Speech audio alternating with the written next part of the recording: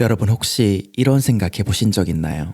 우리 강아지가 말을 하면 좋겠다. 어디 아픈 곳은 없는지, 필요한 것은 없는지, 먹고 싶은 것은 없는지 말이죠. 뭔가를 해주고 싶어도 말을 못하니 강아지가 왜 그런 행동을 하는지 몰라 답답할 때가 많습니다. 그래서 오늘은 그 답답함을 해결하기 위해 강아지가 하는 의사소통 방법 중 앞발로 툭툭 치는 것에 대해 알아보려 합니다. 앞발로 툭툭 치는 이유는 7가지 정도 있는데요. 첫 번째로 관심을 끌기 위해서입니다. 강아지는 사회적 동물이기에 보호자의 관심을 끌고 상호작용을 하길 원하는데요. 이 상호작용을 시작하기 위한 방법이 앞발로 툭툭 치는 것입니다. 강아지가 발을 보호자에게 툭툭 쳤을 때 보호자가 하던 일을 멈추고 더 강아지에게 집중하는 경우가 많죠. 특히 스마트폰이나 TV를 보고 있는 보호자에게 나 여기 있으니 관심 좀 가져줘 라고 말하는 거죠. 사람도 다른 행동을 하고 있는 사람을 집중하게 만들려면 이름을 부르거나 어깨를 툭툭 치잖아요. 그제서야 대화가 시작되는 것처럼 강아지도 교감을 위한 시작점을 만드는 거죠.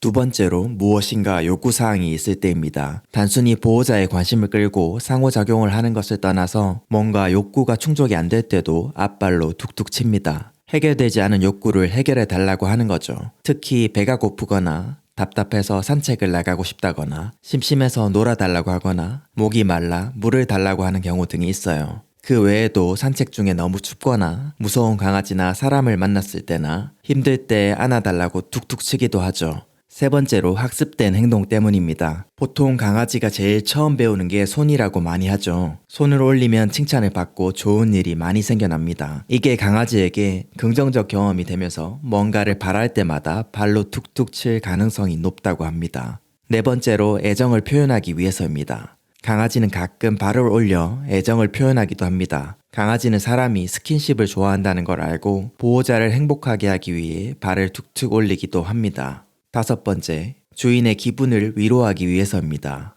강아지는 매우 지각력이 뛰어난 동물로 주인이 기분이 좋지 않거나 화가 났을 때 이를 감지할 수 있습니다. 이러한 경우 강아지는 주인에게 위로를 건네기 위해 발을 뻗을 수도 있습니다.